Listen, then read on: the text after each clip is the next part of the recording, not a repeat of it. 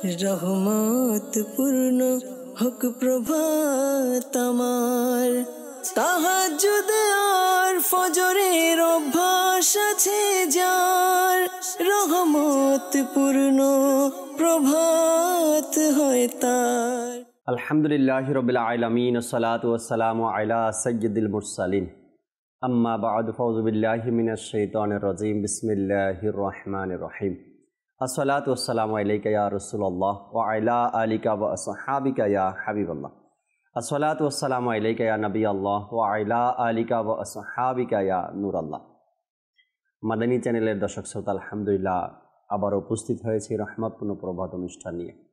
যে যেখান থেকে আমাদের অনুষ্ঠান দেখছেন, দূরে কিংবা কাছে, দেশে কিংবা প্রবাসে, সকল দর্শককে জানাই আন্তরিক মোবারকবাদ। নবী রাহমাত শাফি উম্মাত সাল্লাল্লাহু তাআলা আলাইহি ওয়াসাল্লামের আলিশান ফরমান, যে ব্যক্তি পবিত্র জুমার দিনে আমার উপর 200 বার দুরূদ শরীফ পাঠ করবে, আল্লাহ তাবারক ওয়া তাআলা ওই ব্যক্তির 200 বছরের গুনাহকে ক্ষমা করে দিবেন।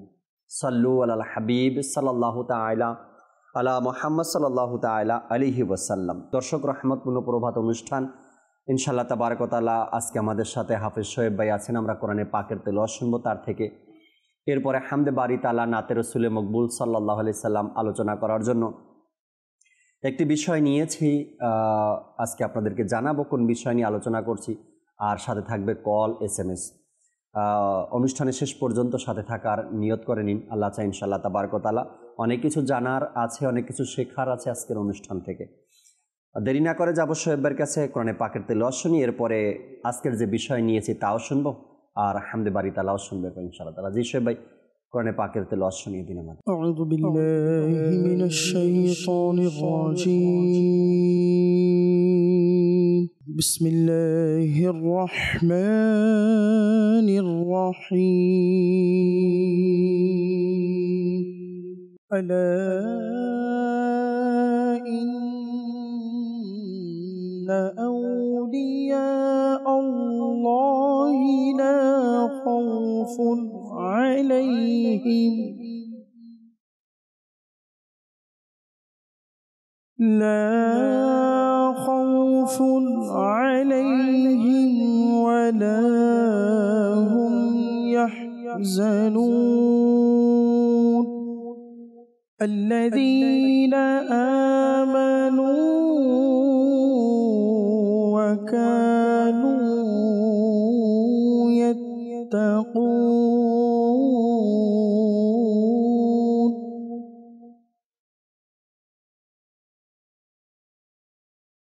لهم البشرى في الحياة الدنيا وفي الآخرة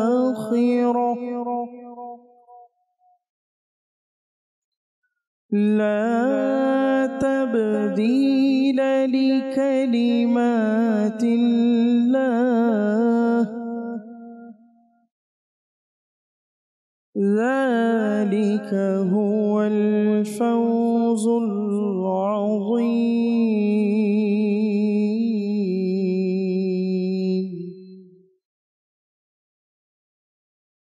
ولا يحزنك قولهم إن العزة لله جميعا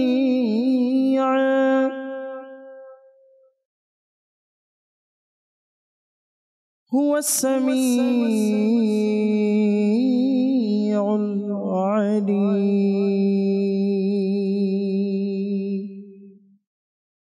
آمنت بالله صدق الله العظيم وصدق رسوله النبي الأمين الكريم. সুবহানাল্লাহ, সুবহানাল্লাহ।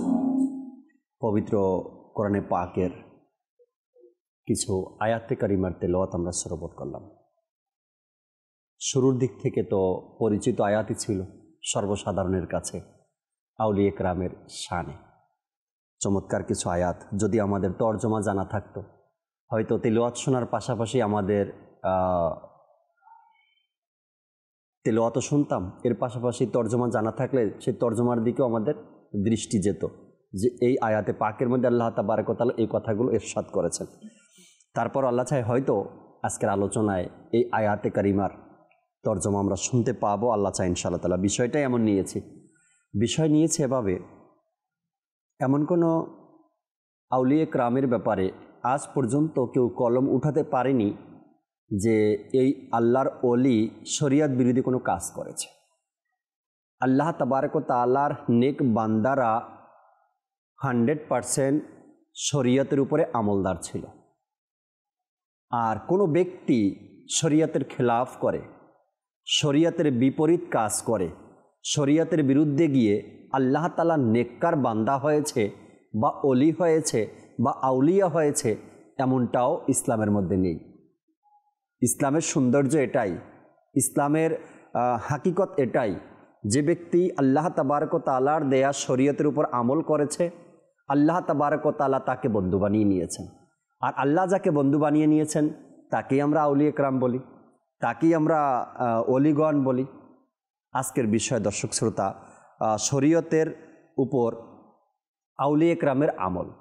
আজ আমরা অনুষ্ঠানে জানব যে শরীয়তের উপর আউলিয়া কেরাম কেমন আমল করতেন, তাদের দৃঢ়তা কেমন ছিল, তারা শরীয়তের উপর আমল করার জন্য কতটা আত্মত্যাগ করেছেন, কতটা উৎসর্গ করেছেন নিজের জীবন থেকে, কত কিছু তারা কোরবানি করেছেন শুধু শরীয়তের উপর আমল করার জন্য।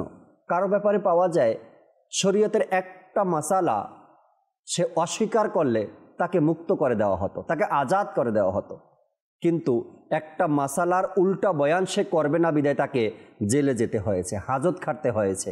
আবার কারো ব্যাপারে পাওয়া যায় যে ওই জমানার যে জালিম ছিল তার পক্ষে একটা মাসালা বলতে পারলেই তাকে মসনদে বসানো হতো, কিন্তু সে সেটাও মানেনি।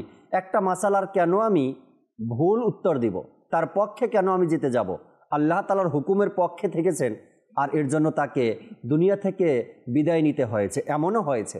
আবার শরীয়তের উপর আমল করতে গিয়ে কারো ঘর ছাড়তে হয়েছে, শরীয়তের উপর আমল করতে গিয়ে কারো পরিবার ছাড়তে হয়েছে, শরীয়তের উপর আমল করতে গিয়ে নিজের এলাকা ছাড়তে হয়েছে। আউলিয়া কেরামের ব্যাপারে এমন অসংখ্য ঘটনা কিতাবের মধ্যে পাওয়া যায়। যখনই আমরা আউলিয়া কেরামের জীবনী অধ্যয়ন করব তখন দেখবেন ঘটনাগুলো আপনার চোখের সামনে আসবে যে তারা শরীয়তের উপর আমল করতে গিয়ে কত কিছুই না ত্যাগ করেছেন তারা।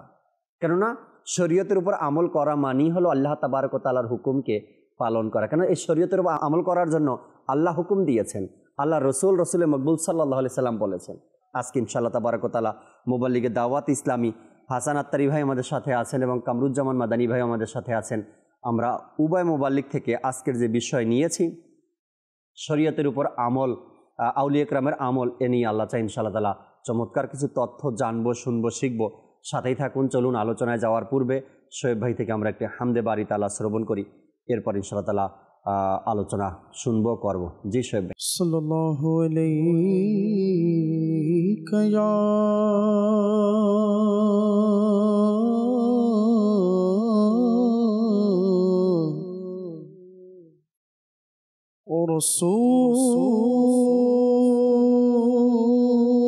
রাসূলুল্লাহ ওয়া সাল্লাম আলাইকা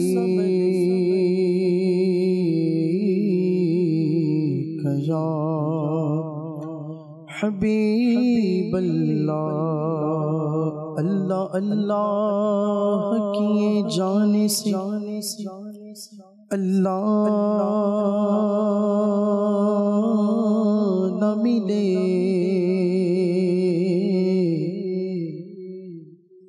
अल्लाह अल्लाह किए जाने से अल्लाह न मिले।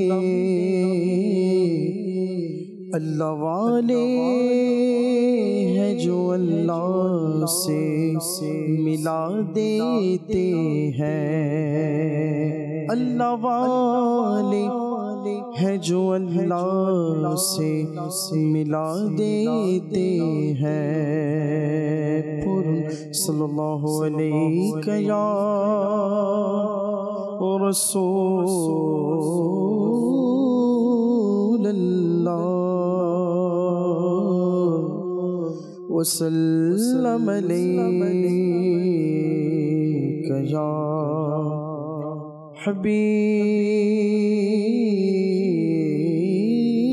حبيب الله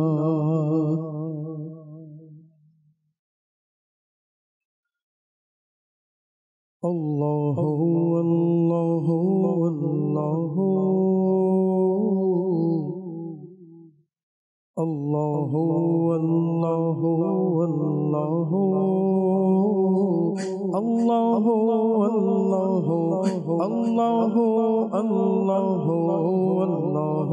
الله الله الله الله الله الله الله দেখতে চাই হৃদয় তোমায় সুবহানাহু দেখতে চাই হৃদয় তোমায় সুবহানাহু করে সবে জিকির আল্লাহ আল্লাহ ভুলিনি ভুলবো না খোদা তোমায় কভু ভুলিনি ভুলবো না খোদা তোমায় কভু মনে প্রাণে খোদা মনে প্রাণে খোদা তুমি তুমি শুধু আল্লাহ আল্লাহ আল্লাহ আল্লাহ আল্লাহ আল্লাহ আল্লাহ আল্লাহ আল্লাহ আল্লাহ আল্লাহ আল্লাহ আল্লাহ বাগানে গগনে আলোচনা তোমার প্রভাতে নিশীতে আলোচনা তোমার বাগানে গগনে আলোচনা তোমার প্রভাতে নিশীতে আলোচনা তোমার তুমি একক অদ্বিতীয় অনন্ত অসীম তুমি একক অদ্বিতীয় অনন্ত অসীম তব নেই অংশীদার তব নেই অংশীদার জাল্লা জালালুহু আল্লাহ আল্লাহ আল্লাহ আল্লাহ আল্লাহ আল্লাহ সারা পৃথিবী চাই তোমায় পেতে শুধু সারা পৃথিবী চাই তোমায় পেতে শুধু আমরা তোমারি বান্দা হে সুবহানাহু আমরা তোমারি বান্দা হে সুবহানাহু তুমি পুত পবিত্র অনন্ত অসীম তুমি পুত পবিত্র অনন্ত অসীম হে রহিম রহমান হে রহিম রহমান আল্লাহ আল্লাহ আল্লাহ আল্লাহ আল্লাহ আল্লাহ আল্লাহ আল্লাহ আল্লাহ আল্লাহ আল্লাহ আল্লাহ আল্লাহ আল্লাহ আল্লাহ আল্লাহ পক্ষী কুলো করে তোমারি গুণগান পক্ষী কুলো করে তোমারি গুণগান চারিদিকে শোনা যায় তোমারি শানমান পক্ষী কুলো করে তোমারি গুণগান চারিদিকে শোনা যায় তোমারি শানমান क्यों बोले खुदा क्यों सुबहानहू क्यों बोले खुदा क्यों सुबहानहु আর সবাই বলে আর সবাই বলে লা শরীকা লাহু আল্লাহ হো আল্লাহ আল্লাহ আল্লাহ হো আল্লাহ আল্লাহ হো আল্লাহ আল্লাহ আল্লাহ আল্লাহ আল্লাহ আল্লাহ আল্লাহ আল্লাহ জল্ল জালালুহু। সুবহানাল্লাহ সুবহানাল্লাহ। রব্বে করিম আল্লাহ তাবারক ওয়া তাআলার প্রশংসা, হামদ, কতই চমৎকার কথাগুলো এর মধ্যে রয়েছে। আল্লাহ তাআলার প্রশংসা করার জন্য কত সুন্দর সুন্দর শব্দগুলো এখানে কবি চয়েস করেছেন। আল্লাহ তাআলার প্রশংসা কেমনে কেমনে করতে হবে। আল্লাহু আকবার। আল্লাহ তাআলা আমাদেরকে সবসময় এভাবে করে আল্লাহ তাআলার প্রশংসা, জিকির এর মধ্যেই সময় অতিবাহিত করার সেই তৌফিক আল্লাহ তাআলা আমাদেরকে দান করুক। দর্শক শ্রোতা, আজকের যে বিষয় নিয়েছি শরীয়তের উপর আউলিয়া কেরামের আমল কেমন ছিল আর কিভাবে তারা আমল করেছেন। কামরুজ্জামান ভাই আছেন, হাসান ভাই আছেন। হাসান ভাই থেকে শুরু করি। আজকে হাসান ভাই, আজকের যে বিষয় আমরা নিয়েছি, শরীয়তকে তো অস্বীকার করার মতো কারো ক্ষমতা নেই, তাই না? আর সেই শরীয়তের উপরে সবচাইতে বেশি আমল কারা করতে পারে? যারা আল্লাহকে বেশি চিনতে পারে, তাই না? আল্লাহর হুকুম হাকামগুলো যারা বেশি মান্য করতে পারে তারাই কিন্তু আল্লাহ তাআলার শরীয়তের উপরে আমল বেশি করবে। সাহাবা কেরামের যুগ আমরা পাইনি, কিন্তু আল্লাহর ওলিদের যুগ তো পেয়েছি, তাই না? যদি আমরা ইতিহাস দেখি, তবে আউলিয়া কেরামের জীবনী যতই অধ্যয়ন করি, প্রত্যেক আউলিয়া কেরামের জীবনী, যারা মজ্জুব ওলি, যাদের দুনিয়ার কোনো জ্ঞান নেই, মানে হুঁশ নেই, তাদের সাবজেক্টটাই ভিন্ন, এখানে তাদের আলোচনা আমরা আনছি না। কিন্তু যাদের হুঁশ আছে, যারা মজ্জুব না, যারা আল্লাহ তাআলার নেককার বান্দা, তারা কিন্তু প্রত্যেকেই শরীয়তের উপরে আমলদারি ছিলেন, তাই না? এবং এটাই পাওয়া যায়, কোরআন ও হাদিসে ওটা পাওয়া যায়, এবং তাদের জীবনী অধ্যয়ন করলেও এটা পাওয়া যায়। এই বিষয়টা নিয়ে যদি কিছু আলোচনা শোনাতেন আমাদেরকে। বিসমিল্লাহির রহমানির রহিম। আলহামদুলিল্লাহি রাব্বিল আলামিন ওয়াসসালাতু ওয়াসসালামু আলা সাইয়্যিদিল মুরসালিন।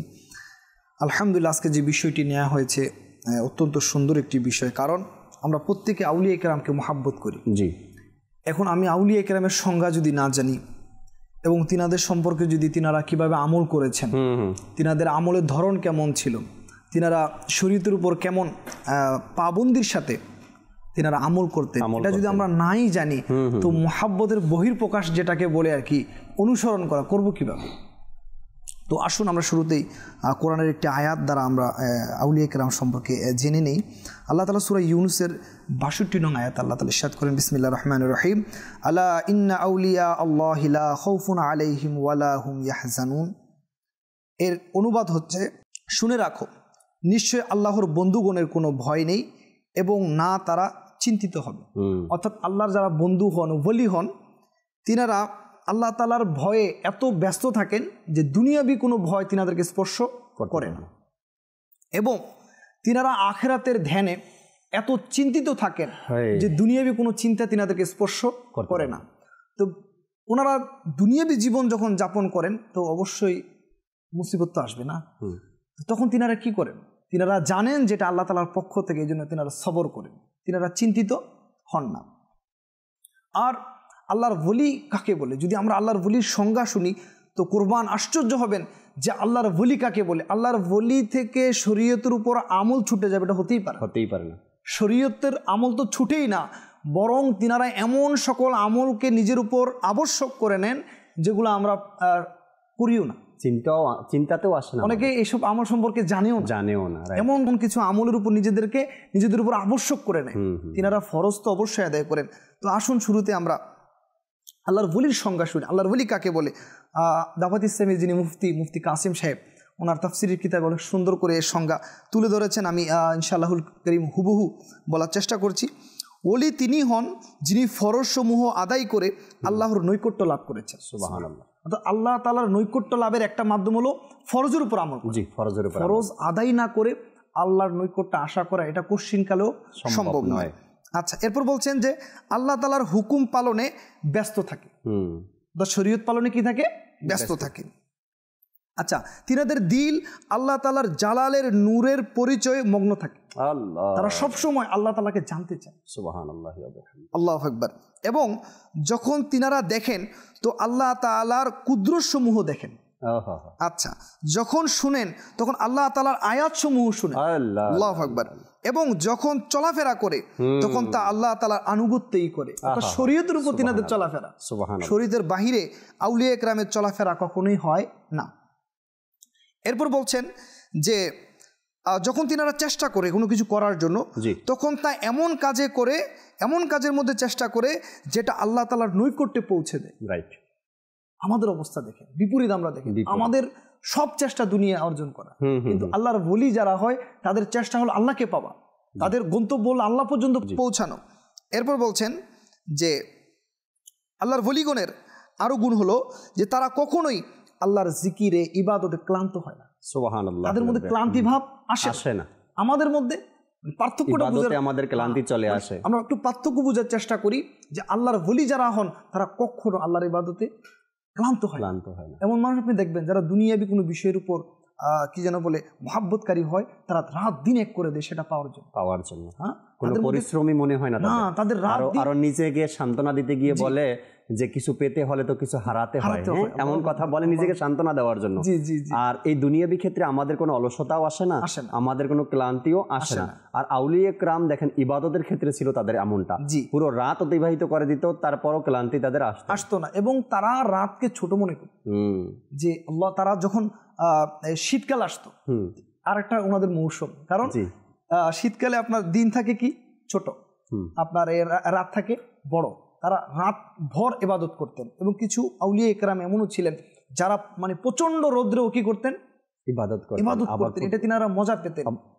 এবং শীতেরও ইতিহাস আছে, ঘটনা আছে যে শীতের রাতে সারা রাত দাঁড়িয়ে ইবাদত করতেন, হঠাৎ করে দেখতেন, শুনতেন যে ফজরের আজান হয়ে গেছে, তখন আফসোস করতেন, আল্লাহ আজকে রাতটা তো ছোট কেন হয়ে গেল।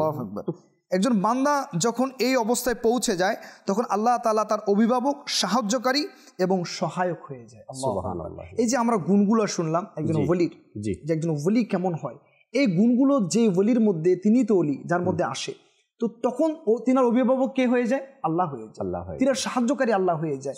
চিন্তা করে দেখেন যে আল্লাহর ওলিদেরকে আল্লাহ কত মহব্বত করেন। আল্লাহ শুরুতেই বলছেন, আলা ইন্না আউলিয়া আল্লাহি লা খাউফুন আলাইহিম ওয়ালা হুম ইয়াহজানুন। আল্লাহু আকবার। যে আল্লাহর ওলিরা দুনিয়ায় কোনো টেনশনে থাকবেন, আখিরাতেও তাদের জন্য কোনো টেনশন নেই, কোনো ভয় নেই, কারণ তারা একমাত্র আল্লাহকেই ভয় করে। আল্লাহু আকবার।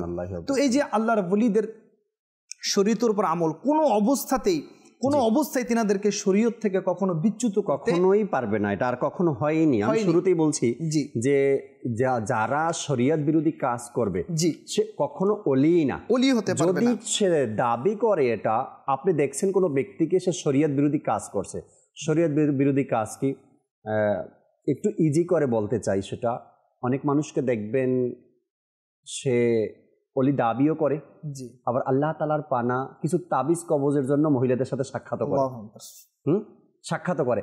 এখন এটা কোন শরীয়ত তার জন্য? সে মহিলাদের সাথে দেখা করছে, সাক্ষাৎ করছে, কি জন্য জিজ্ঞাসা করলে বলবে তাবিজ নিতে আসে। এই যে বাহানা, এটা শুধুমাত্র বাহানা, কিন্তু সে শরীয়তের খেলাফ কাজ করছে, শরীয়তের বিরুদ্ধে কাজ করছে। আজও পর্যন্ত কেউ বলতেই পারবে না কোনো আউলিয়া ইকরামের জীবনী তেমন আছে, তাই না? এরপরে দেখেন অনেক সময় দেখা যায় অনেককে নিজেও যদি দাবি না করে, তারপরও তার ভক্তবৃন্দ যারা আছে তারা তাকে ওলি বলে দাবি করে, কিন্তু দেখা যায় মুখের যে দাড়ি, ফেইজে যে আল্লাহ তাআলা দাড়ি দিয়েছেন তা এক মুষ্টির চেয়ে ছোট।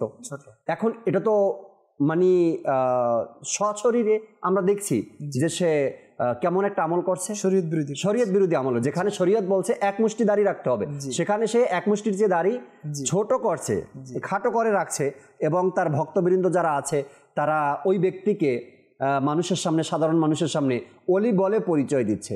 না, এই ধরনের কাজ যারা করে মূলত তারা শরীয়ত বিরোধী কাজ করছে, কখনোই তারা ওলি না। জাকির ভাই, আমরা শুরুতে আমরা যে ওলির ডেফিনিশন, যেই আমরা সংজ্ঞা শুনলাম, সিরাতুল জিনান থেকে আপনি সম্ভবত নিয়েছেন, আমি এই ঘটনাগুলো পড়ছিলাম মুফতি কাসিম সাহেবের সিরাতুল জিনানের মধ্যে। তিনি স্পষ্টভাবে বলে দিয়েছেন কারা ওলি, জি, তাই না? ওলি কারা হবে, ওলির ক্যাটাগরি, ওলির ধরন। জি জি জি, হ্যাঁ হ্যাঁ, সে আবার ওলি কিভাবে হবে। আবার অনেক অনেক ফালতু মানুষের ব্যাপারে শুনতে পাওয়া যায় যে মুরিদদেরকে ঘোষণা করে দেয় আজকে থেকে তোমাদের উপর থেকে নামাজের ফরজ উঠিয়ে নেওয়া হয়েছে। আবার নাকি এমনও বলে মুরিদদেরকে যে যারা আমার মুরিদ হবে তাদের কি হবে না, নামাজ পড়তে হবে না এখন থেকে, এমনও নাকি বলে। আমি যদিও বা শুনিনি সরাসরি, মানুষ বলছে এগুলো শুনছি, কখনো কখনো শুনি এই কথাগুলো, যদি আমার মুরিদ হয়ে যায় তবে আর নামাজ লাগবে না। ওই যে পীর দাবিদার সেও জাহান্নামে যাবে, এতে কোনো সন্দেহ নেই। যদি কেউ এই দাবি করে যে আমার মুরিদ হলে আর নামাজ লাগবে না, ওই ব্যক্তি সে নিজেও জাহান্নামে যাবে, তার এই কথা যারা শুনে বিশ্বাস করবে তারাও জাহান্নামে যাবে, এতে কোনো সন্দেহ নেই। কেন আল্লাহ রাসূলের হাদিস আপনি এখন শোনালেন যে আমার শরীয়তকে অস্বীকার করলো, আমার শরীয়তকে মানতে যার কৃপণতা আসলো, ওই ব্যক্তি তো কখনো মুমিনই হতে পারবে না। আর যে মুমিন হতে পারবে না তার জন্য তো জান্নাত নেই। আর অস্বীকারী, নামাজ লাগবে না, নামাজ পড়বে না, এই ব্যক্তি তো অলি তো দূরের কথা, তার জন্য জাহান্নামই অপেক্ষা করছে, আল্লাহ তাআলা শাস্তি অপেক্ষা করছে যদি সে ইন্তেকালের পূর্বে তওবা না করে। জাকির ভাই, ওলিদের যিনি সরদার, জি, গৌসে পাক শাহেনশাহ বাগদাদ, নামাজ তো অত্যন্ত গুরুত্বপূর্ণ একটি ইবাদত। বড় পীর আব্দুল কাদের জিলানী রাদিয়াল্লাহু তাআলা আনহুর সামনে একদিন তিনি তিনার কিতাবে লিখেছেন যে আমার সামনে একটি মেঘ প্রকাশ পেল, তা থেকে একটি আলো বেরিয়ে আসলো এবং আলো থেকে আওয়াজ আসছে যে হে আব্দুল কাদের, তোমার উপর কিছু শরীয়তের এমন হুকুমকে রহিত করা হয়েছে, আমল করতে হবে না, যেগুলো অন্যান্যদের উপর আবশ্যক। তখন তিনি বুঝে গেলেন যে শয়তান, তিনি পানা চাইলেন এবং তিনি তাকে দূর হতে, তিনি তার থেকে যখন তিনি পানা চাইলেন, দোয়া পাঠ করলেন, আউযু বিল্লাহি মিনাশ শাইতানির রাজিম পড়লেন বা তার থেকে পানা চাইলেন, সে চলে গেল এবং সে যাওয়ার সময় বলছে তোমার ইলম, তোমার জ্ঞান তোমাকে আমার থেকে কি করেছে, বাঁচিয়েছে। দেখেন, চিন্তা করে দেখেন। এরপরে আবার গাউসে পাক বলেছেন না, আমার আল্লাহ তাআলা আমাকে, খলিফা আমির সুন্নাতের কথা মনে আছে কামরুজ্জামান ভাই? সম্ভবত 1-2 বছর পূর্বে খলিফা আমিরুল সুন্নাত ঢাকাতে একটা তরবিয়তি ইজতেমা করছিলেন কোন এক কমিউনিটি সেন্টারে, সম্ভবত শাহজাহানপুরের দিক না। তো ওখানে আমি একটা বিষয়, মানে আউলিয়ে কেরামের যে গুণাবলী হয় তার মধ্যে থেকে কিছু তার মধ্যে ঝলক দেখলাম। যে সেন্টারের মধ্যে জিম্মাদারদের তরবিয়তি সেশন ছিল, এসি লাগানো ছিল, যে কোনো একটা সাইডের এসি থেকে পানি পড়তেছিল, পানি পরে নিচে যে কার্পেট বিছানো ছিল এটা ভিজে গেছে, একটু অংশ ভিজে গেছে। তো খলিফা আমির সুন্নাত যখন সেখান থেকে যাবেন, উপরে এসি লাগানো আছে, উনি উপরের দিকে তাকাননি, খেয়াল করেননি, নিচে পানিতে ভেজা এটা দেখছেন। যেখান থেকে পানি পড়ছে, যতটুকু জায়গা ভিজছে ওখানে এসে দাঁড়িয়ে গেলেন এবং হাত দিয়ে আরও মানুষকে যাওয়ার জন্য বাধা দিচ্ছিলেন। কেন? এই যে পানি এখানে যে ভিজা, এই পানিটা কি পাক পানি ছিল, নাপাক পানি ছিল? কেউ যদি সেখানে পাড়া দেয়, কারো পায়ে লাগে, এরপরে তার নামাজের অবস্থা কি হবে? তার অজু থাকবে, সে নামাজ কোথায় দাঁড়াবে? বা তার যদি নাপাক পানি হয়তো তো পায়ে লাগবে, কত কিছু জানি ওই মুহূর্তে তার মাথায় চিন্তায় আসলো। এরপরে এক জিম্মাদার বললো যে হুজুর এখানে এসির পানি পড়ছিল। তারপর তিনি পাড়া দেননি, তারপর সাইড দিয়ে ঘুরে তারপরে সামনে চলে গেলেন। মানে ছোট ছোট বিষয় থেকেও তারা, সন্দেহজনক বিষয় থেকেও তারা নিজেকে বাঁচান। শরীয়তের উপর আমল ছেড়ে দেওয়া এটা তো দূরের কথা, সন্দেহ যে জিনিসটার মধ্যে হয় সেটাও তারা করতে চান না। অনেক আউলিয়া ইকরামের ব্যাপারে আসছেন, যখন তাদের সামনে খানা আসলো তখন তারা সন্দেহ হলো যে খানাটা কোথা থেকে আসলো, হালাল ইনকাম না হারাম ইনকাম, কোন ব্যক্তি পাঠালো। পরক্ষণে সে জিজ্ঞাসা করবে, শিওর হবে, সন্দেহ দূর হবে, তারপরে সেটা গ্রহণ করবে। আল্লাহ তাআলা আমাদেরকে বোঝার তৌফিক দিক। কামরুজ্জামান মাদানী ভাই আছেন আমাদের সাথে, কিছু আলোচনা শুনি, তার থেকে এরপর নাতে রাসূল শুনবেন ইনশাআল্লাহ। জি হুজুর। সাল্লাতু ওয়াসসালামু আলা সাইয়্যিদিল মুরসালিন। মাশাআল্লাহ, বিষয়টি বর্তমান যুগোপযোগী এবং এই বিষয়টি আলোচনা করার মাধ্যমে অনেক বিভ্রান্তি দূর হয়ে যায়। যেমন আপনি কিছু উদাহরণ দিয়েছেন, বর্তমান যুগে যে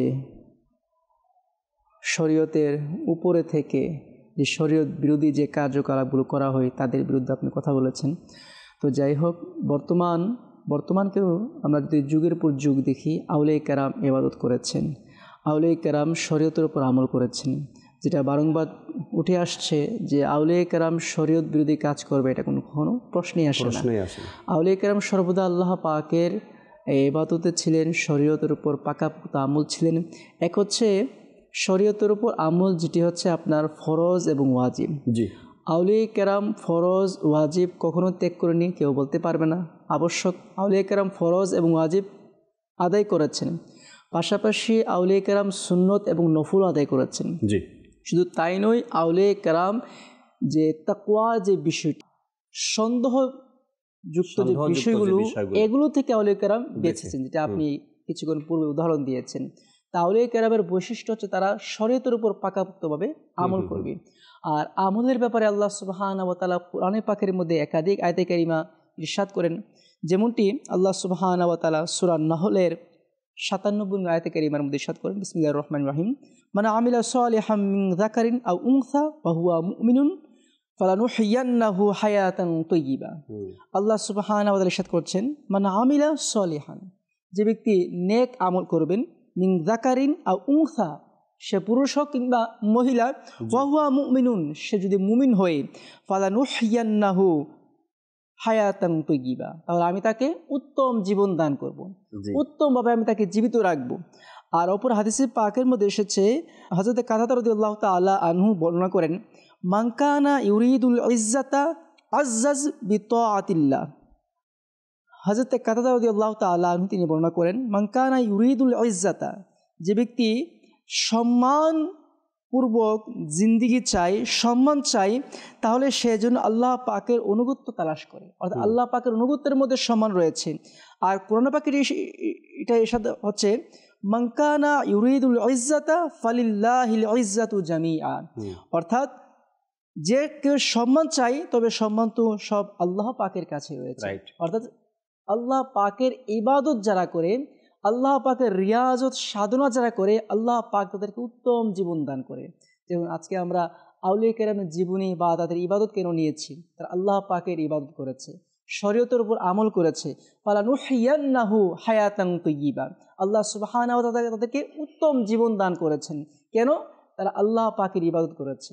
মানে আমিলা সালিহান, যারা নেক আমল করে, তাদেরকে আল্লাহ পাক উত্তম জীবন দান করে, উত্তমভাবে জীবিত রাখেন। যদিও বা তারা দুনিয়াতে বাহ্যিকভাবে চলে যায়, কিন্তু তাদের কৃতিত্ব, তাদের অবদান দুনিয়াতে সারা জীবন বাড়তে থাকে। এক একটা সেজদার অবদান থেকে যায়। সাধারণ মানুষ, দর্শক, আমরা তাদের রেখে যাওয়া অবদানটা আমরা সচক্ষে দেখি না, কিন্তু যাদেরকে আল্লাহ তাআলা সেই চোখ দিয়েছেন দেখার মতো, তারা দেখেন যে আউলিয়া ইকরামের এক একটা সেজদা আমাদের জন্য কত অবদান রেখেছে। জানি না তার কোন সেজদার মধ্যে আমাদের জন্য দোয়া করেছিলেন, জানি না তার কোন সেজদার মধ্যে এই কথা বলেছিলেন, মাওলা আমার জমানায় যারা আছে তুমি তাদেরকে গুনাহ থেকে বাঁচাও, আল্লাহ আমার জমানায় যারা আছে এই জমানাকে তুমি ধ্বংস থেকে বাঁচাও, আযাব গজব থেকে। এই জন্য বলছি যে জানি না তাদের কোন সেজদাটা কোন সেজদা আমাদের জন্য অবদান হয়ে আছে। হয়তো আমরা বুঝতেও পারি না, জানতেও পারি না, সেই ইলম আমাদের কাছে নেই, সেই তাকওয়া আমাদের কাছে নেই, সেই খোদাবিতি আমাদের কাছে নেই যে আমরা ওই পর্যন্ত ভাবতে পারবো বা ওই পর্যন্ত আমরা চিন্তা করতে পারবো। শুনবো আবার ইনশাআল্লাহ তাআলা উভয় মোবালিক থেকে চমৎকার আলোচনাগুলো শুনতেছিলাম। একটা নাতে রাসূল মকবুল সাল্লাল্লাহু আলাইহি সাল্লাম শুনি অনুষ্ঠানে, এরপর আল্লাহ চাই ইনশাআল্লাহ তাআলা কল শুনবো, এরপরে আবার আলোচনায় ফিরবো আল্লাহ চাই। জি, সব একটি নাতে রাসূল মকবুল সাল্লাল্লাহু আলাইহি সাল্লাম শুনান আমাদের। তোমার প্রিয় দরবার কত যে আলিশান,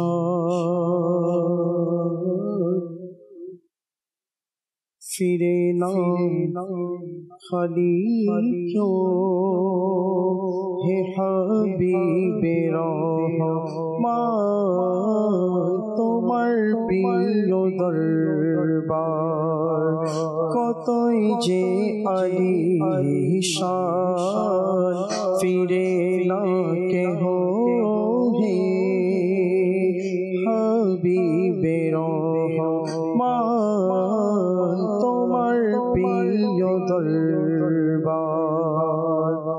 মরণ কালে যখন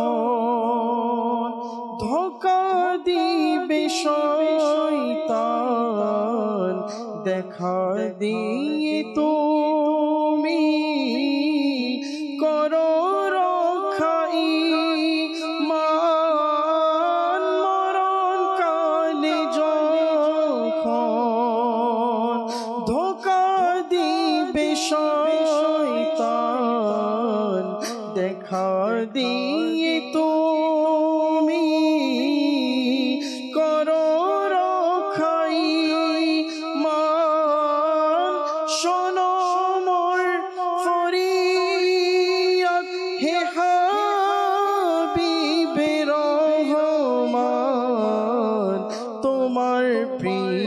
দরবার কতই না আলিশান ফিরে না খালি क्यों হে হাবিবে রহমান তোমার প্রিয় দরবার একাকী কবরে রইব কেমন করে তোমারি দিদারে করো ধন্য মোরে একাকী কবরে রইব কেমন করে তোমারি দিদারে করো ধন্য মোরে সওয়াল জবাব করিও গো আসান তোমার প্রিয় দরবার কতই যে আলিশান ফিরে না খালি क्यों হে হাবিবে রহমান তোমার প্রিয় দরবার উঠিব হাসরে গুনানি শিরে পিতা মাতা সবাই ভুলে যাবে মোরে উঠিব হাসরে গুনাশির নিয়ে পিতা মাতা সবাই ভুলে যাবে মোরে ভুলিও না তুমি হে নবী দো জাহান তোমার প্রিয় দরবার কতই যে আলিশান ফিরে না খালি क्यों হে হাবিবে রহমান আমি এক নগণ্য তুমি তো অনন্য আমি নেকি শূন্য তুমি নেকি পূর্ণ আমি এক নগণ্য তুমি তো অনন্য আমি নেকি শূন্য তুমি নেকি পূর্ণ হাসর মাঠে তুমি রাখিও আমার মান তোমার প্রিয় দরবার কতই যে আলিশান ফিরে না খালি क्यों হে হাবিবে রহমান তোমার প্রিয় দরবার কতই যে আলিশান ফিরে না খালি क्यों হে হাবিবে রহমান মহান রব্বে করিম আমাদেরকে কত মাধ্যম দিয়েছেন ইশকে রসুল অর্জন করার। কখনো হাদিসে পাক পড়বেন, চোখ থেকে পানি ঝরবে। কখনো কি নিজেকে প্রশ্ন করছেন যে আমি একটা হাদিসে পাক পড়লাম, আমার চোখ থেকে পানি কেন ঝরছে? এটার নামই তো ইশকে রসুল। কখনো নাতে রসুল শুনছেন, চোখ থেকে পানি ঝরছে। হয়তো ভাবতেও পারেননি এটাই আপনার ইশক। কেউ আপনাকে কোনোদিন বুঝায়ও নি, আপনিও কোনোদিন বুঝতে চাননি, আমি নাচ শুনছি আমার চোখ থেকে কেন পানি ঝরছে। এটাই তো ইশক না, এটাই তো ভালোবাসা, এটাই তো মহব্বত। কেউ আপনার সামনে মদিনার আলোচনা করছে, আপনার চোখ থেকে পানি ঝরছে। কখনো জানার বা বোঝার চেষ্টা করছেন কেন পানি ঝরছে? এই জন্য এটাই আপনার মহব্বত, এটাই আপনার ভালোবাসা, এটাই আপনার ইশক আমার নবীর প্রতি। আল্লাহ তাআলা এভাবেই ইশকে রসুল অর্জন করার সেই তৌফিক আল্লাহ আমাদেরকে দান করুন। দর্শক, আলোচনা শুনছিলাম আমরা শরীয়তের উপরে আউলিয়া কিরামের আমল কেমন, কিভাবে তারা করেছেন। কিছু কল রয়েছে, দর্শক শ্রোতার কলগুলো শুনবো, এরপর ইনশাআল্লাহ তাআলা আবারও আলোচনায় ফিরবো, মোবাইল থেকে শুনবো। জি, কল শুনিয়ে দিন। আমার নাম আব্দুর রহমান, আমি মাদারে চ্যানেল দেখি, সবাই দেখি, আমার পরিবারের চারজন, আমরা চারজনের পরিবার দেখি। আমার কাছে খুব প্রিয় লাগে, খুব ভালো লাগে। মাদারে চ্যানেল থেকে আমি সবকিছু জানিছি, আমার সংসারের উন্নতি। আর মাদারে চ্যানেলের জন্য আমি অনেক কিছু শিখেছি। তারপরে আমি দূরস্বর করি, আস্থা করি। আমার জন্য একটু দোয়া করবেন। আপনার এই আমলকে কবুল করে নিক। এভাবে মাদানী চ্যানেল দেখবেন, সাথে থাকবেন, আর অনেক কিছু জানবেন, শিখবেন, আমলও করতে পারবেন ইনশাআল্লাহ তাআলা। পরবর্তী কল দেন। রফিক আনোয়ার চট্টগ্রাম। আমি একটা জায়গা শুনতে চাই, সোনার মদিনা, প্রাণের মদিনা। সোনার মদিনা আমার প্রাণের মদিনা, অবশ্যই ইনশাআল্লাহ তাআলা শোনাবো আপনাকে। শোয়েব ভাই যেহেতু আমাদের সাথে আছেন, সোনার মদিনা আমার প্রাণের মদিনা সম্ভবত 3 দিনের সুন্নতে বারা ইজতেমাতে যে কালাম পাঠ করা হয়েছিল এইটারই লাগতেছে না, সোনার মদিনা আমার প্রাণের মদিনা। শোনাবো, সাথেই থাকে। পরবর্তী কল দেন। আমার নাম হেলাল। আপনাদের অনুষ্ঠান আমাদের ভালো লাগে, আমার পরিবার সবাই মিলে দেখতেছি আমরা। আমার জন্য দোয়া করবেন। আল্লাহ পাক আপনাকে, আপনার পরিবার সবাইকে আল্লাহ তাআলা ভালো রাখুক, সুস্থ রাখুক, দোয়া আপনাদের জন্য। জি, পরবর্তী কল দেন। আমার নাম মোহাম্মদ মেহেদি হাসান ওয়ালিদ। আমি মঞ্চে সবার পাড়া থেকে আরজ করছিলাম। আমি আমার মারানের ছেলে অনুষ্ঠান রহমতপূর্ণ বাবা দেখতেছি, আমার খুব ভালো লাগে। আমি একটি নাচ শুনতে চাই। নাচটি হলো এলেন আমাদের রাসূল আল্লাহু আল্লাহ। দুনিয়া দিলে খুব খুশি হব। মাশাআল্লাহ, এলেন আমাদের রাসূল আল্লাহু আল্লাহ, এই কালাম শুনতে চেয়েছেন, সাথেই থাকুন, শোনাবো ইনশাআল্লাহ তাআলা। পরবর্তী কল দেন। আমার নাম মোহাম্মদ ইয়াসিন।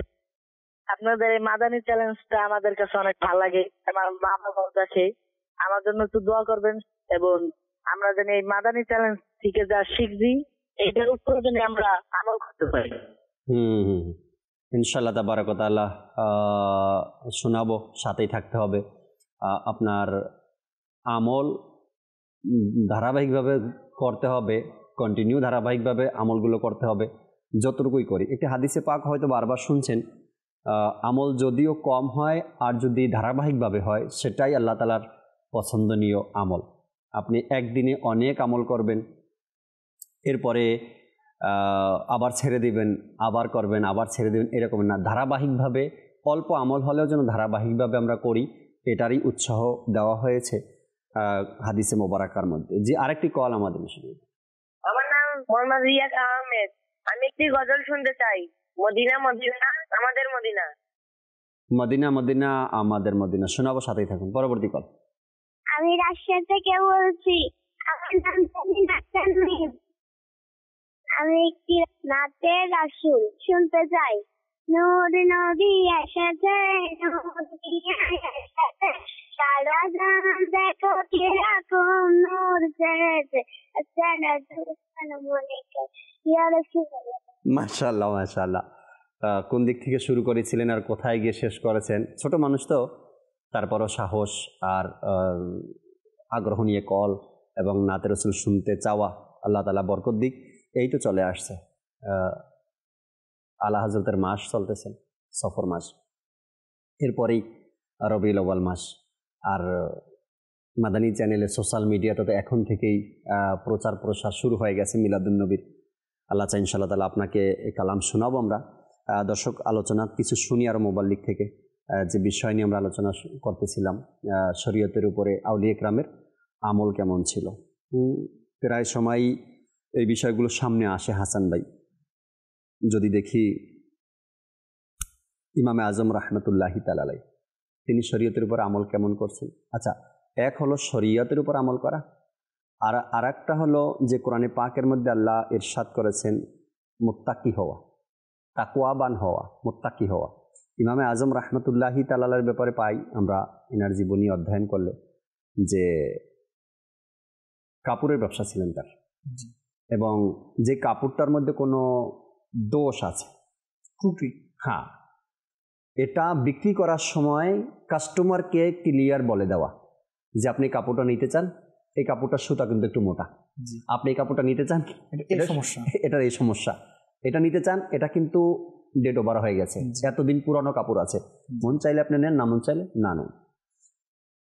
দেখেন শরীয়তের উপর আমল এবং আল্লাহর ভয় তাকওয়া কেমন ছিল। এরপর আউলিয়া ইকরামের জীবনী দেখেন, যে মুজাদ্দিদ আলফি সানি রহমতুল্লাহি তাআলার জীবনী দেখেন, কত কষ্ট দেওয়া হয়েছে। শুধু ওই জালিম যিনি কষ্ট দিয়েছে তার কথা না শোনা, তার পক্ষে ফয়সালা না দেওয়া, এর জন্য কত কষ্ট ইমামে আপনার মুজাদ্দিদ আলফি সানি রহমতুল্লাহি তাআলাকে দেওয়া হয়েছে। এরকমের আপনি অসংখ্য আউলিয়া, আচ্ছা ইমাম মালিক রহমতুল্লাহি তাআলার জীবনীতেও এসেছে, তার সাথেও এমন ঘটনা ঘটেছে। শুধু ওই জমানার যে দুষ্ট লোকগুলো ছিল তাদের পক্ষে চলে গেলেই হতো। আচ্ছা, যদি আমরা আউলিয়া ইকরামের সরদারের সরদার যাকে বলি, ইমাম হোসাইন রাদিয়াল্লাহু তাআলা আনহু, শরীয়তের উপর আমল তো অনেক দূরের কথা, কারবালার জমিনে শুধু মুখ চুপ রেখে কথা না বলে মাথাও যদি একটু হ্যাঁ ইশারা দিতেন তবে সেখান থেকে তিনি ফিরে আসতে পারতেন, তাই না?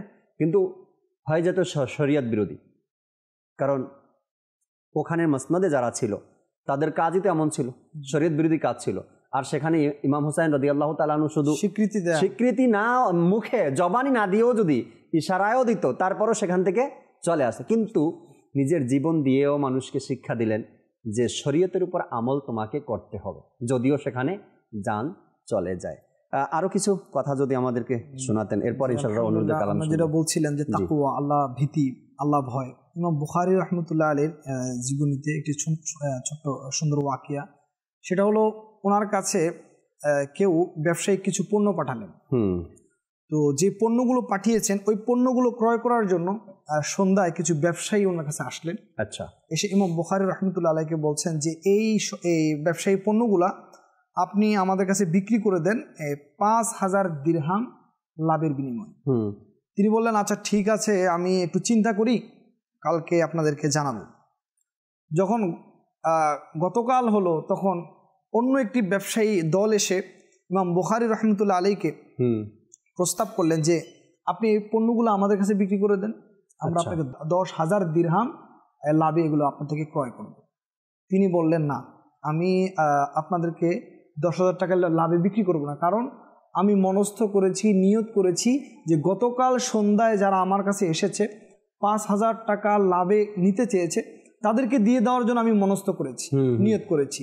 তো আমি আমার নিয়তের বাহিরে যাব না, নিয়তের বাহিরে যাব না, আমি 5,000 টাকা লাভে বিক্রি করব। আচ্ছা, আমার 5,000 টাকা লাভে বিক্রি করব, কিন্তু আমি আমার নিয়ত কি করব না, চেঞ্জ করব না, পরিবর্তন করব না।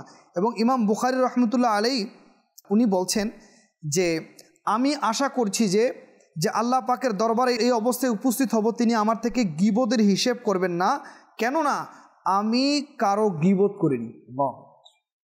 62 বছর বয়স ওনার, উনি বলছেন যে আল্লাহ আমার থেকে গীবতের হিসেব নেবেন না, কারণ আমি কারো গীবতই করিনি। মানে শরীয়তের উপর কেমন পাবন্দ, মানে কেমন আমল তিনারা করেছেন, কেমন উদাহরণ আমাদের জন্য রেখে গিয়েছেন। শুধু শরীয়তের উপর আমল নয়, গীবত তো করেনি, বরং আমরা একটু আগে শুনলাম যে তিনি শুধু নিয়ত করেছেন যে আমি গতকাল যে ব্যবসায়ী এসেছে তাদেরকে দেওয়ার জন্য নিয়ত করেছি, 5,000 টাকা লাভ কম হোক তাদেরকেই দিব। নিয়ত চেঞ্জ করেনি, পরিবর্তন করে, যদিও এটা শরীয়তে নিষেধ না, উনি চাইলে এখানে লাভ করতে পারতেন। এই হলো তিনাদের অবস্থা। এভাবে আপনি যদি আপনি আল্লাহর ওলিদের জীবনী পড়েন, আপনি আল্লাহর ওলিদেরকে আরো বেশি মহব্বত করবেন, কারণ তিনাদের শরীয়তের উপর আমল শুনলে আপনি আশ্চর্য হবেন। যেমন ছিল শরীয়তের উপর আমল, তেমনি ছিল আল্লাহ তাআলার ভয়, ছিল ইশকে রসুল, ছিল খৌফে খোদা, ছিল দ্বীনের প্রতি তাদের যে আগ্রহ, শরীয়তের প্রতি যে তাদের আগ্রহ। একজনের ব্যাপার এসেছে কামরুজ্জামান ভাই, তিনি বলেন এর চাইতে মিষ্টতা আমি পৃথিবীতে আর কিছুই পাইনি, শরীয়তের উপর আমল করতে গিয়ে যে মিষ্টতা আমি পেয়েছি। তার কারণ তারা শরীয়তকে কতটা ভালোবাসছেন, আর ভালোবাসার কারণেই তারা এই মিষ্টতা পেয়েছেন। ব্যাপারে এসেছে সাহাবে রাসূল হযরত মুআজ বিন জাবাল রাদিয়াল্লাহু তাআলা যখন তার অন্তিম সময় চলে আসলো, শেষ সময় চলে আসলো, তিনি কান্না করছেন। যখন তিনি অর্থাৎ ইন্তেকালের তার সময় ঘনিয়ে এসেছে তিনি কান্না করছেন। লোকের আরজ করলো, হুজুর আপনি কেন কান্না করছেন? আপনার কান্নার কারণই বা কি? এখন আপনি কেন কান্না করছেন? আল্লাহু আকবার। তিনি রাদিয়াল্লাহু তাআলা ইরশাদ করছেন যে আমি এজন্য কান্না করছি, মৃত্যুর পর আমি গরমে দিনে রোজা, যে পিপাসা ও শীতের রাতে নামাজ পড়া থেকে বঞ্চিত হয়ে যাব, আর উলামায়ে কেরামগণের জিকিরের মাহফিলে উপস্থিত হতে পারবো না। এবং দিনে রোজা, রাতে ইবাদত, আল্লাহু আকবার, গরমের যে তৃষ্ণা, শীতের যে কষ্ট, এগুলো থেকে বঞ্চিত থাকবো, সে মজা থেকে বঞ্চিত থাকবো, এই কারণে আমি কান্না করছি। তার মানে আউলিয়া কেরাম তারা ইবাদতের মধ্যে কি স্বাদ পেয়েছে, সুবহানাল্লাহ। আর একটি ঘটনা বর্ণিত আছে, হযরতে জাবের রাদিয়াল্লাহু তাআলা আনহু বলেন, একবার আমরা আল্লাহ পাকের প্রিয় হাবিব সাল্লাল্লাহু আলাইহি সাল্লামের সাথে কোনো একটি ধর্মীয় যুদ্ধে গেলাম। ফিরে আসার সময় আমরা পাহাড়ি এলাকায় গিয়ে পৌঁছালাম। রাসূল আকরাম সাল্লাল্লাহু আলাইহি সাল্লাম ওইখানে অবস্থান করার নির্দেশ দিলেন। সমস্ত সাহাবায়ে কেরাম আরাম করার জন্য সেখানে থামলেন। হুজুর করিম সাল্লাল্লাহু আলাইহি সাল্লাম ইরশাদ করলেন, আজ রাত কে পাহারা দিবে? যেহেতু শত্রুর ভয় আছে, আজকে কে পাহারা দিবে? আল্লাহু আকবার। এক মুহাজির আরেক আনসারী সাহাবী রাদিয়াল্লাহু তাআলা আনহু তারা দাঁড়ালেন আর বলেন, ইয়া রাসূলুল্লাহ, এই সৌভাগ্যটি আমরা অর্জন করতে চাচ্ছি, আমাদেরকে কবুল করে নিন। সুবহানাল্লাহ। রাসূল করিম সাল্লাল্লাহু আলাইহি সাল্লাম অনুমতি প্রদান করলেন। সুতরাং ওই দুইজন সাহাবী রাদিয়াল্লাহু তাআলা আনহুমা তারা পাহারা দেওয়ার জন্য প্রস্তুত হয়ে গেলেন। তারা উভয়ে পরস্পরের মধ্যে পরামর্শ গ্রহণ করলেন, যে তারা সিদ্ধান্ত নিলেন যে অর্ধরাত পর্যন্ত একজন পাহারা দিবে আর অপরজন বাকি অর্ধরাত পাহারা দিবে। অতঃপর প্রথম জন আরাম করবে এবং দ্বিতীয় জন তিনি পাহারা দিবেন। বলা হচ্ছে কিছুক্ষণ অতিবাহিত হওয়ার পর ওই আনসারী সাহাবী যিনি জাগিয়েছিলেন তিনি নামাজ পড়া শুরু করলেন আর সূরা কাহাফ তেলাওয়াত করতে লাগলেন। এর মধ্যে হঠাৎ শত্রুদের একটি লোক পাহাড় থেকে আক্রমণ করলো আর একটি তীর ওই আনসারী সাহাবীর গায়ে এসে বিঁধল। আল্লাহু আকবার। শত্রুরা প্রথমে যে তীরটি নিক্ষেপ করলো তা আনসারী সাহাবীর শরীরে এসে বিদ্ধ হয়ে গেল। আল্লাহু আকবার। সাহাবায়ে কেরামগণের যে তাদের ইবাদতের প্রতি কি স্পৃহা ছিল, তার স্বাদ কি ছিল, যে আনসারী সাহাবীর শরীরে তীর প্রবেশ করেছিল, তা সত্ত্বেও তিনি কোনো আওয়াজ করলেন না, বরং চুপচাপ নামাজে মশগুল রইলেন। জালিম দুশমনরা দ্বিতীয়বার তীর ছুঁড়ে মারল, সেটাও তার শরীরে এসে বিঁধল। আনসারী সাহাবী এখনও নামাজ ছাড়লেন না। শত্রুরা যখন তৃতীয় তীর নিক্ষেপ করলো, সেটা সাহাবীর শরীরে এসে বিদ্ধ হলো। ওই অবস্থায় তিনি দ্রুত রুকু সেজদা করে নামাজ শেষ করলেন আর তার সাথে যিনি মুহাজির সাহাবী ছিলেন তাকে জাগ্রত করালেন। যখন ওই জালিম দেখলো তিনি একানন, সাথে আরো আছে, সে পালিয়ে গেল। তো বলা হচ্ছে ওইদিকে মুহাজির সাহাবী নিজের সাথীকে আহত দেখে দ্রুত তার শরীর থেকে তীর নিক্ষেপ করলেন আর জিজ্ঞাসা করলেন, আপনার উপর শত্রুরা আক্রমণ করেছে, আপনি আমাকে জাগাতেও পারতেন। ওই আনসারী সাহাবী উত্তর দিলেন, আমি নামাজের মধ্যে একটি সূরা শুরু করেছিলাম আর এটি পছন্দ করিনি, সূরাটি অর্ধেক ছেড়ে আমি নামাজ ভঙ্গ করে দিই। আল্লাহ পাকের শপথ, যদি আমার নবী করিম সাল্লাল্লাহু আলাইহি সাল্লামের পাহারার দায়িত্ব না থাকতো তাহলে আমি আমার প্রাণ দিয়ে দিতাম, তারপর সূরা আমি পরিপূর্ণ করতাম। সুবহানাল্লাহ। অর্থাৎ তার ইবাদতের এমন নিষ্ঠতা, ইবাদতের স্বাদ এমন তিনি পেয়ে গিয়েছেন যে জানও চলে যেত, তিনি নামাজ শেষ করতেন। আমরা আউলিয়া কেরামের ব্যাপারে শুনি যে তারা সারা রাত ইবাদত করেছে, হাজার রাকাত নফল নামাজ পড়েছে, কোরআন পাকের তেলাওয়াত করেছে। তাদের পক্ষে এটা কিভাবে সম্ভব ছিল? এর কারণ হচ্ছে তারা আউলিয়া কেরাম ইবাদতের যে মিষ্টতা, ইবাদতের যে স্বাদ, সেটা লাভ করেছে। আর কিভাবে লাভ হয় হুজুর? এইভাবেই লাভ হয় না? যখন আপনি শরীয়তের উপর আমল করবেন, শরীয়তের উপর আমল আছে, আপনি যখন নামাজে দাঁড়াবেন তখন তৃপ্তি সহকারে। আমি দুনিয়াতে একটা উদাহরণ দিচ্ছি। আপনি কোনো কোম্পানি আপনার, বা আপনি কোনো মালামাল বিক্রি করছেন, বা আপনার দোকান, আপনি জানেন যে আমার এই পণ্যটা 100% শিওর ভালো এবং পিওর আছে এটা, তখন আপনি কাস্টমারের সাথে কথা কীভাবে বলেন, ভাই আমার এই পণ্যটা ভালো এবং এটা পিওর আছে, এত টাকা আমি বিক্রি করবো, যদি মন চায় আপনি নেন, না মন চাইলেন। তখন আপনার কথা বলার একটা সাহস থাকে, কেননা আমার পণ্যটা পিওর আছে। তখন আপনি ওইভাবেই কথা বলেন, হয়তো নিতে পারেন, না হয়তো না নেন, কিন্তু আমার পণ্য পিওর, আমি এটাতে কম দামে দিব না। তখন আপনার কথা বলার স্টাইলটাই, ধরনটাই কিন্তু ভিন্ন থাকে, কেননা আপনি হকের উপরে আছেন, পিওর একটা জিনিস আপনি বিক্রি করছেন।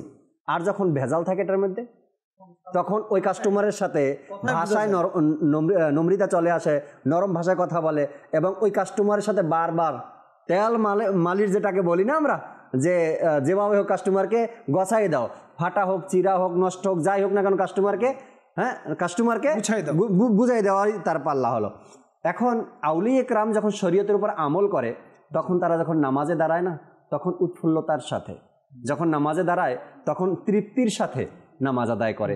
আর যখন আমরা গুনাহগাররা নামাজে দাঁড়াই, তখন মনের মধ্যে বেখেয়াল চলে আসে, তৃপ্তি পাই না, শান্তি পাই না, হৃদয়ের প্রশান্তি সেটাও ইবাদতের মধ্যে আমরা পাই না। এই কারণেই আউলিয়া কেরামের যে ইবাদত রয়েছে, তারা শরীয়তের উপর আমল করে যখন এই নফল ইবাদতগুলো করে, তখন তাদের সেই তৃপ্তি, এজন্যই তো তারা বলেন যে শরীয়তের উপর আমলের যে মিষ্টতা আছে, সেটা পৃথিবীতে আর কোনো কিছুর মধ্যেই আমি পাইনি। আউলিয়া কেরামের বাণীগুলো আমরাও শরীয়তের উপর আমল করার মন মানসিকতা তৈরি করি, আল্লাহ চাই ইনশাআল্লাহ তাআলা এই মিষ্টতা আমরাও পাবো। দর্শকের অনুরোধের কিছু কল ছিল, কালাম শুনতে চেয়েছিলেন, কয়েকটা অনুরোধের কালামের শুনি আমরা ইনশাআল্লাহ তাআলা পংক্তি, এরপরে শেষ আলোচনা এবং সালাতু সালাম পাঠ করব। জি।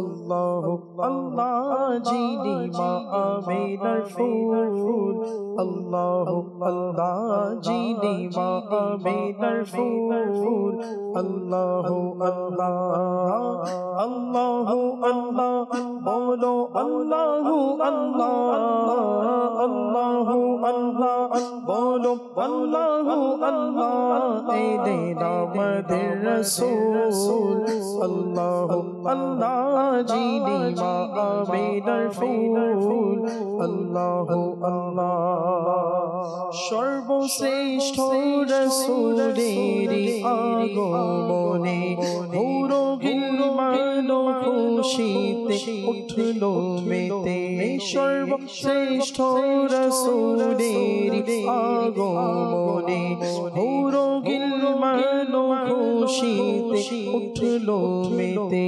ভুবনালোকিত হলো তারি নূরে, ভুবনালোকিত হলো তারি নূরে, করেছে আগমন মা আমিনার কোলে, করেছে আগমন মা আমিনার কোলে, সর্বশ্রেষ্ঠ সেই রাসূল আল্লাহু আল্লাহ এলেন আমাদের রাসূল, আল্লাহু আল্লাহ যিনি মা আমিনার ফুল, আল্লাহু আল্লাহ নবীর আগমন মারহাবা, রাসূলের আগমন মারহাবা, নূরের আগমন, তাহার আগমন মারহাবা, আকার আগমন মারহাবা, দাতার আগমন মারহাবা, মাওলার আগমন এলেন আমাদের রাসূল, আল্লাহু আল্লাহ যিনি মা আমিনার ফুল, আল্লাহু আল্লাহ দেখলো যখন নবীর নূরানী চেহারা, দেখলো যখন নবীর নূরানী চেহারা, চন্দ্র লজ্জা পেল হলো নত তারা, মুচকি হাসি দিলেন মা আমিনা তখন, মুচকি হাসি দিলেন মা আমিনা তখন, আজ খুশি হলো হাওয়া মারিয়ামের মনে, মা আমিনা খুশি হয়ে বললেন তখন, দোয়া হয়েছে কবুল, আল্লাহু আল্লাহ দোয়া হয়েছে কবুল, আল্লাহু আল্লাহ এলেন আমাদের রাসূল, আল্লাহু আল্লাহ যিনি মা আমিনার ফুল, আল্লাহু আল্লাহ আল্লাহু আল্লাহ বলো, আল্লাহু আল্লাহ আল্লাহু আল্লাহ বলো, আল্লাহু আল্লাহ এলেন আমাদের রাসূল আল্লাহ আল্লাহ যিনি মা আমিনার আল্লাহ আল্লাহ নূর নবী এসেছে নূর নূর এসেছে সারা ভুবনেতে দেখো কেমন নূর ছেয়েছে আসসালাতু ওয়াসসালামু আলাইকা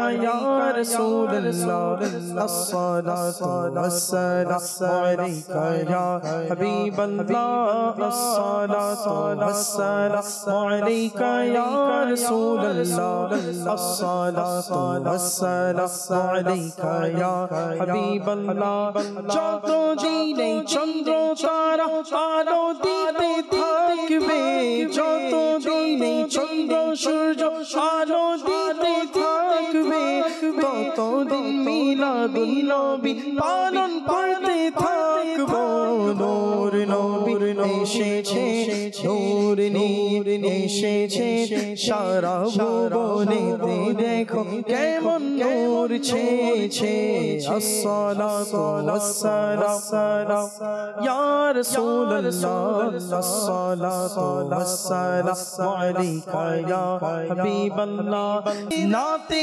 महबूबे खुदा सुनते सुनाते जाएंगे नाते महबूबे खुदा सुनते सुनाते जाएंगे या रसूल अल्लाह नारा लगाते जाएंगे नूर वाला आया है नूर लेकर आया है सारे आलम में ये देखो कैसा नूर छाया है अस्सलातु वस्सलामु अलैका या रसूलल्लाह अस्सलातु वस्सलामु अलैका या हबीबल्लाह हश्र में ज़ेरे लिवाए हम्द है अत्तार हो हश्र में ज़ेरे लिवाए हम्द है अत्तार हम नाते सुल्ताने मदीना गुनगुनाते जाएंगे नूर वाला आया है नूर लेकर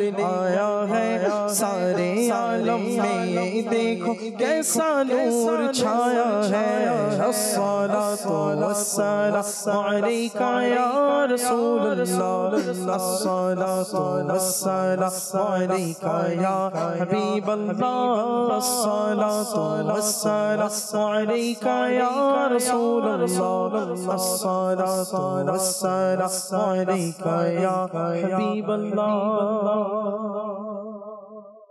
কালাম শুনে তো রবিউল আউয়াল মনে হচ্ছে চলেই এসেছে বেশি দিন বাকি নেই অল্প কিছু দিনের মধ্যে রবিউল আউয়ালের চাঁদ উঠবে আর এবছর তো ইনশাআল্লাহ তাবারক ওয়া তাআলা 1500তম পূর্তি উপলক্ষে দাওয়াত ইসলামের যে আয়োজন বিশ্বজুড়ে আলহামদুলিল্লাহ রাব্বিল আলামিন আমি আপনাকেও বলবো আপনাকেও দাওয়াত দিচ্ছি নেকির দাওয়াতের নিয়তে যে প্রতি বছর তো আমরা 12টা করে লাইট ঝান্ডা লাগাই না এবছর 15টা করে লাগাই আমরা দাওয়াতের ক্ষেত্রেও এটা নিয়ে নিই কমপক্ষে 15 জন ইসলামী ভাইকে বুঝিয়ে তাদের বাড়িতে আমরা মাদানী পতাকা এবং লাইটিং করানোর ব্যবস্থা করাবো 15 জনকে দাওয়াত দিব এক একজন যদি 15 জনকে দাওয়াত দিই তবে পুরো বাংলাদেশ সাজাতে বেশি সময় আর লাগবে না আল্লাহ চাই ইনশাআল্লাহ তাবারক ওয়া তাআলা আর যখন কাউকে গিফট দিব মিলাদুন নবী সম্পর্কে যে মাকতাবুল মদিনাতে রিসালা রয়েছে বসন্তের প্রবাদ যখন আমরা গিফট দিব তো কমপক্ষে 15 জনকে গিফট দেই রিসালা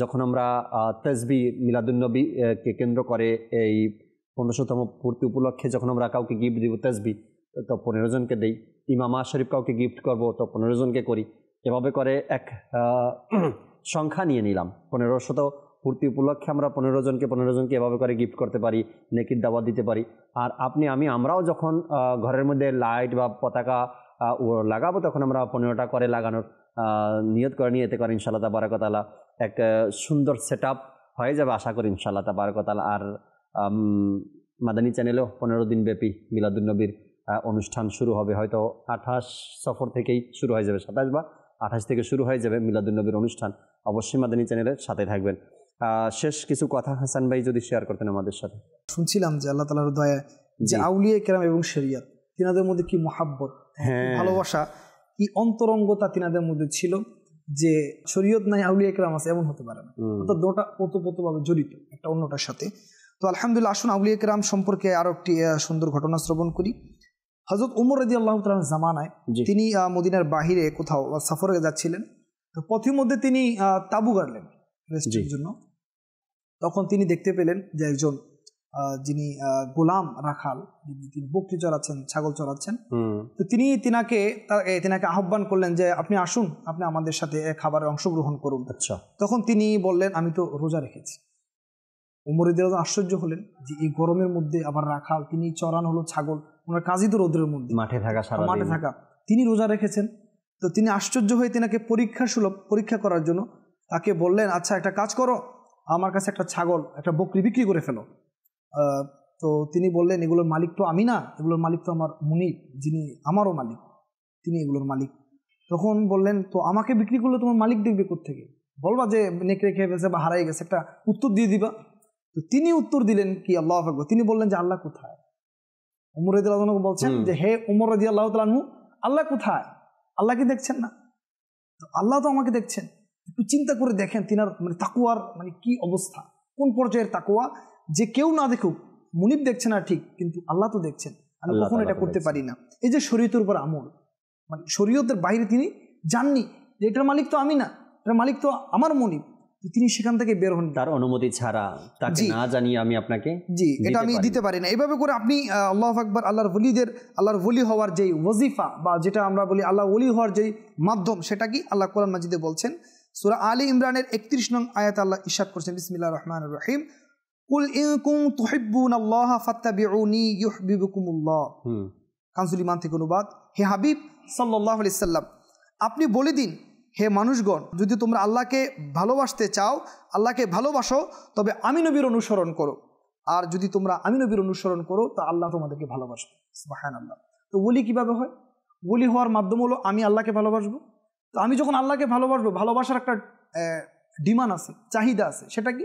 আমি যখন আল্লাহকে ভালোবাসার দাবি করব এবং ভালোবাসবো, তখন শরীয়তের উপর কি করব? আমল করব। এক পর্যায়ে যখন আমি শরীয়তের উপর আমল করতে করতে করতে করতে একটা ভালো পর্যায়ে পৌঁছাবো, তখন আল্লাহর পক্ষ থেকে আমার জন্য কি আসবে? ভালোবাসা আসবে। তখন সেটা হবে ওলি, বন্ধুত্বের রূপ নেয়। তো এই জন্য আল্লাহর ওলি আপনার এই শরীয়তের উপর আমল ছাড়া এটা তো হতেই পারে না। আল্লাহ কোরআনের অন্য জায়গায় সূরা আহজাবের 36 নং আয়াতে ইরশাদ করেন, বিসমিল্লাহির রহমানির রহিম, ওয়ামান ইয়াসিল্লাহা ওয়া রাসূলাহু ফাকাদ দাল্লা দালালাম মুবিনা। এর অনুবাদ হলো, আর যে আল্লাহ ও তার রসুলের হুকুম অমান্য করে, অর্থাৎ শরীয়ত বিরোধী কাজ করে, শরীয়তকে মানে না, সে অবশ্যই সুস্পষ্ট বিভ্রান্তির মধ্যে রয়েছে। অর্থাৎ শরীয়তের উপর আমল ছাড়া ওলি হওয়া, এটা কখনো চিন্তাও করা যায় না। যদি কেউ দাবি করে, সেটা প্রতারণা, অবশ্যই মিথ্যা। আল্লাহ তাআলা আমাদেরকে হেফাজত দান করুক। আমিন। কেমন কেমন বিষয়গুলো আমাদের সামনে আজকে স্পষ্ট হয়ে গেল, যে ধোঁকা, মিথ্যা এবং মানুষকে ঠকানো, এগুলো তো আছেই চরিত্রের মধ্যে। এরপরে ওলিও দাবিদার, যারা ওলি হয় তারা এক কথায় শরীয়তের উপর পাকাপোক্ত, আমলদার, পাবন থাকবে, আমলদার থাকবে। শরীয়ত বিরোধী কোনো কার্যক্রম একজন ওলি থেকে কখনো সম্পাদিত হবে সম্ভব। আর যেটা বারংবারই আসছে, আউলিয়া কেরাম তারা ইবাদতের মধ্যে এমন ঝুঁকেছে কেন, তারা ইবাদতে এমন ধারাবাহিকতা কেন বজায় রেখেছে? এর কারণ হচ্ছে আউলিয়া কেরাম ইবাদতের যে মিষ্টতা, যে স্বাদ, সেটা তারা পেয়েছে, যা বারংবার এসেছে। তো এমন একটি ঘটনা, মিয়া শের মুহাম্মদ রহমতুল্লাহি তাআলা অনেক বড় আল্লাহর ওলি ছিলেন, তার কাছে এক মুরিদ আসলো, বলল, হুজুর, আমি আমার ছেলেকে হাফিজ বানিয়েছি, কিন্তু সে নামাজ আদায় করে না, নামাজ পড়ে না। বললো ঠিক আছে, তাকে আগামীকাল নিয়ে এসো। তার নাম ছিল ফাতাহ মুহাম্মদ। তো আগামীকাল সে আসলো, এসে পীর সাহেব শের মুহাম্মদ রহমতুল্লাহ তাআলার কাছে উপস্থাপন করা হলো, হুজুর ফাতেহ মুহাম্মদ হাজির। শের মুহাম্মদ রহমতুল্লাহ তাআলা খুবই আন্তরিকতার সাথে জিজ্ঞাসা করলেন, হে ফাতাহ মুহাম্মদ, তুমি নামাজ কেন পড়ছো না? তুমি হাফেজ হয়েছো, তোমার তো নামাজ এমনিতে মুসলমান হিসাবে নামাজ পড়ার প্রয়োজন, তারপর তুমি আবার হাফেজ, কেন নামাজ পড়ছো না? বললো, হুজুর, আমার নামাজে মন বসে না, আমি নামাজে আমার ভালো লাগে না, আমার মন বসে না, এজন্য আমি নামাজ পড়ি না। তো বললেন, যদি আমাকে নামাজ পড়াতে চান, তাহলে নামাজে মন লাগিয়ে দিন, মন লাগানোর ব্যবস্থা করে তা যদি আমাকে নামাজ পড়াতে চান। আল্লাহু আকবার। তো শের মুহাম্মদ রহমতুল্লাহ তিনি চাটাইয়ের উপরে শায়িত ছিলেন। যখন একথা বলা হলো, তিনি তার জালালিয়া চলে আসলো, তিনি উঠে বসে গেলেন। আর বসে তার কনিষ্ঠ আঙ্গুল দিয়ে তিনি ইশারা করলেন, আঙ্গুল দিয়ে ইশারা করলেন। আর এই ইশারা পাওয়ার সাথে সাথে তার মধ্যে ইবাদতের এমন মিষ্টতা অনুভব হলো, তো বলা হচ্ছে সে জোহরের নামাজ আদায় করতো, আসর হয়ে যেত। এমনভাবে তার ইবাদতের মিষ্টতা, রুহানিয়াত অর্জিত হয়েছে আল্লাহর ওলিদের মাত্র ইশারার বরকতে। অসংখ্য ঘটনা এরকম না, যেমন অসংখ্য ঘটনা যে ব্যক্তি শরীয়তের উপর আমলদার তার কাছে গিয়ে মানুষ নেককার হয়ে আসছে, এটাই স্বাভাবিক। কেবলা শাইখে তরিকাত আমির আহলে সুন্নাতকে দেখেন, আলহামদুলিল্লাহ যারা স্বচক্ষে দেখেছেন কেমন শরীয়তের উপর আমলদার আমির আহলে সুন্নাত, এবং তার কাছে যারা যায় বড় বড় আমি বলবো জমানার বড় বড় ব্যক্তিরা গিয়ে সেখানে তওবা করে আসছে। কেন? শরীয়তের উপর আমলদার যে ব্যক্তি তার কাছে যখন কেউ যায় সেখান থেকে ওই সুবাসী নিয়ে আসে, তাই না? ওই সুবাসী নিয়ে আসে। তো এই কারণে আউলিয়া ইকরামের সংস্পর্শে থাকা, আর এটা আল্লাহ তাআলারই হুকুম, আর আউলিয়া ইকরামের সংস্পর্শে যাওয়া থাকা, আর তারাই হলেন শরীয়তের উপর আমলদার যারা আমাদেরকে সঠিক পথ দেখাবে। এখন এ নিয়েও বিস্তারিত আলোচনা এর আগেও আমি করেছি। সবাই দাবি তো করবে অনেকেই যে আমার প্রিয় ওলি বা আমার নেতাও ওলি বা আমি যাকে অনুসরণ করি সেও ওলি, দাবি তো সবাই করবে। কিন্তু আপনাকে আমাকে আল্লাহ তাবারক ওয়া তাআলা যে জ্ঞানটুকু দিয়েছে এটা দিয়েই বিচার করতে হবে, হ্যাঁ সে কি ওলি হতে পারলো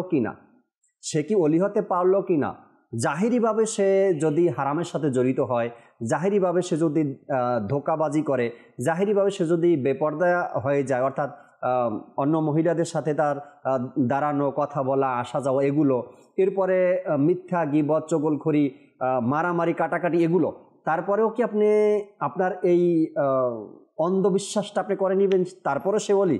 না। ওলি হওয়ার যে রাস্তা বলে দেওয়া হয়েছে, ওলি হওয়ার যে ধরন বলে দেওয়া হয়েছে, অলির যে কোয়ালিটি বলে দেওয়া হয়েছে, অলির যে পন্থা বলে দেওয়া হয়েছে, এর বাহিরে কেউ গেলে তো সে কখনোই অলি তো দূরের কথা মুমিনই তো হতে পারবে না, যদি হারাম কাজের সাথে সে জড়িত হয়। আল্লাহ তাআলা আমল করার তৌফিক দিক। সময় একেবারে শেষ আমাদের। আগামী পর্বে দর্শক আবার ইনশাআল্লাহ তাআলা নতুন কিছু আলোচনা করার চেষ্টা করব, যেহেতু একজন অলির মাস অর্থাৎ আলা হযরতের মাস শুরু হয়েছে, আর ইচ্ছা আছে ইনশাআল্লাহ তাবারক ওয়া তাআলা এখন থেকেই উরুস পর্যন্ত আলা হযরতের আউলিয়া ইকরামের বিভিন্ন দিক নিয়ে আলোচনা করার ইনশাআল্লাহ তাআলা চেষ্টা করবে। সে পর্যন্ত মাদানী চ্যানেলের সাথেই থাকুন। আসুন আমরা যেখানে আছি দাঁড়িয়ে সালাতু সালাম পাঠ করি।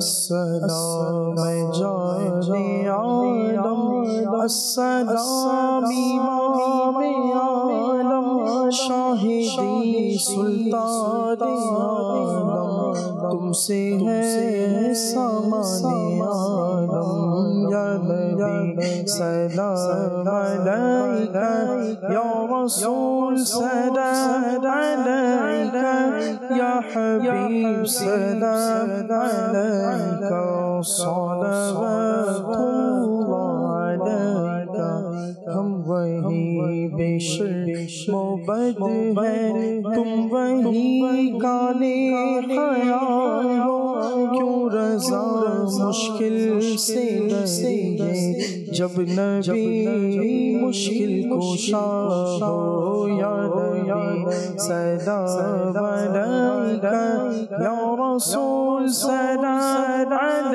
علیکہ یا حبیب سلام علیکہ صلوات اللہ علیکہ مصطفیٰ خیر الورا ہو سرور ہر دو سرا ہو اپنے اچھوں کا تصدق ہم بردوں کو ہی نباہ ہو یا نبی سلام علیکہ یا رسول سلام علیکہ یا حبیب سلام علیکہ صلوات اللہ علیکہ الصلاۃ والسلام علیکہ یا رسول اللہ، الصلاۃ والسلام علیکہ یا حبیب اللہ، سبحانک اللہم ওয়া বিহামদিকা লা ইলাহা ইল্লা আনতা আস্তাগফিরুকা ওয়া আতুবু ইলাইক